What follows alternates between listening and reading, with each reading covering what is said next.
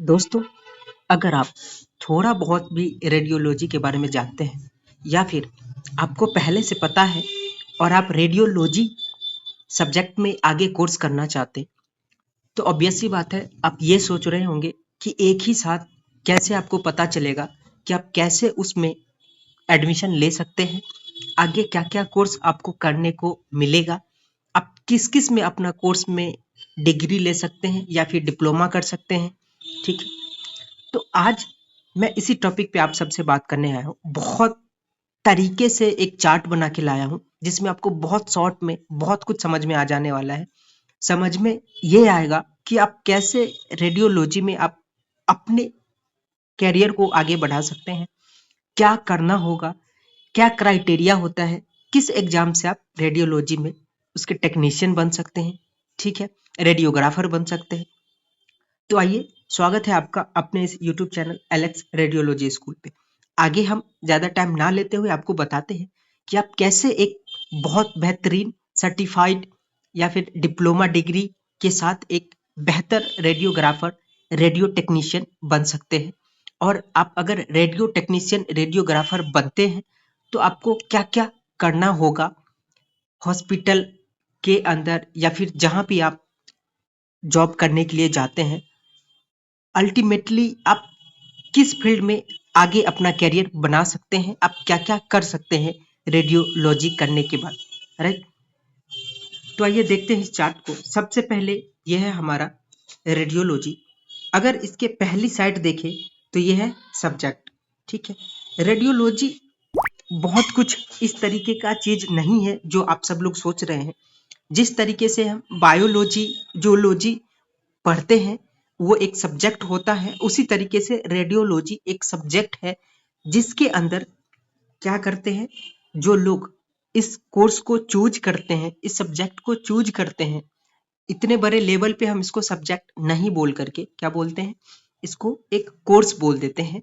तो जो लोग, जो आप सब में से कोई भी अगर आप करना चाहते हैं, तो जो लोग इस कोर्स को चूज करेंगे, वो आगे जा करके क्या कर सकते हैं, वर्क और deal with radiation in medical field. यानी आपको क्या करना होगा, अगर आप इसमें डिग्री या डिप्लोमा करते हैं या फिर डॉक्टरेट करते हैं, तो आगे जाकर के आपको जो है रेडिएशन से उसके साथ डील करना होगा। यानी रेडिएशन के थ्रू, उसके हेल्प से जो जो कुछ होता है एक हॉस्पिटल के अंदर, उस चीज से आपको डील करना पड़ेगा।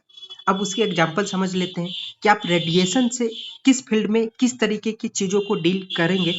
तो सबसे पहला है आपका एक्सरे। जब आप एक्सरे करते हैं तो वहां पे एक रेडिएशन निकलता है, वो एक्सरे खुद एक रेडिएशन होता है, जिसके थ्रू हमें एक इमेज मिलता है, और इस इमेज से क्या होता है, डायग्नोज करके जो पेशेंट होता है उसके पैथोलॉजी का पता लगाया जाता है और उसके बाद उसको ट्रीटमेंट दिया जाता है उसके अकॉर्डिंग, ठीक है?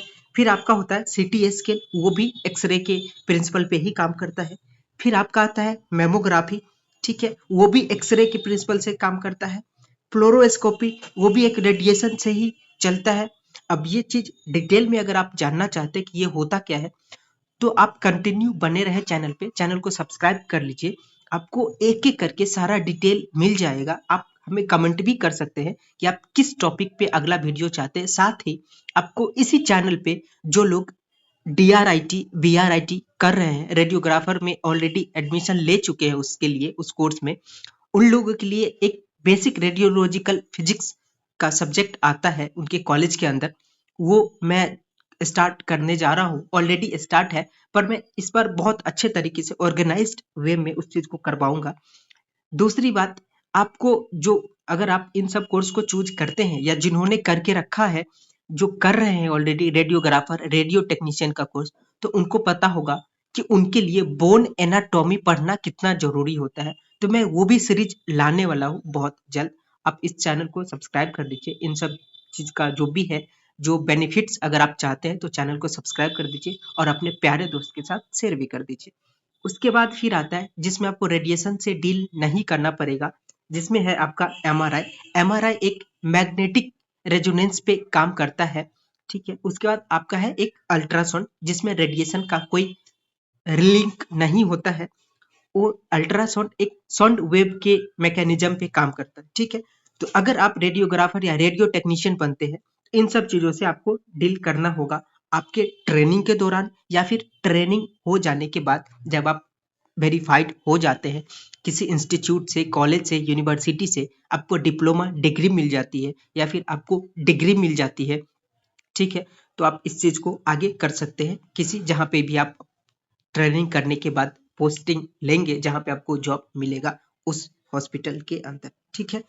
उसके बाद आता है, इन सब चीजों को जानने के बाद अब हम जानना चाहेंगे कि ये जो आपका है, अब ये अगर इसमें एडमिशन हमें लेना होगा रेडियोलॉजी में, उसमें अगर कैरियर बनाना है तो हम क्या करेंगे।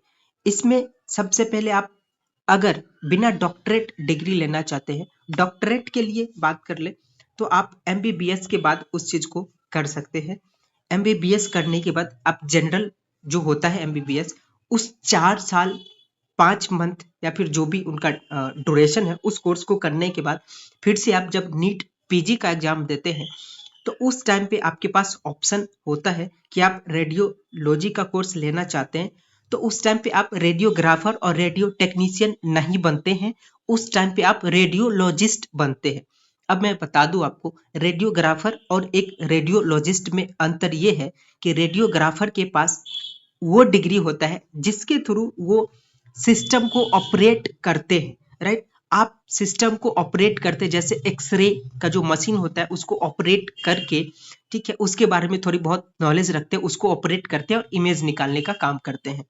पर एक जो रेडियोलॉजिस्ट होते हैं, वो क्या करते हैं, जो आप इमेज निकाल के उनको देते हैं, वो उसको इंटरप्रेट करते हैं, उसमें से पैथोलॉजी फाइंड करते हैं और उससे रिलेटेड जो पैथोलॉजी होता है उन पे अपना एक रिपोर्ट बनाते हैं, और वो रिपोर्ट जो आगे डॉक्टर लिखे होते हैं उन डॉक्टर को दिया जाता है, और वो डॉक्टर उसमें से उन चीजों को देखने के बाद आगे ट्रीटमेंट का प्लानिंग करते हैं।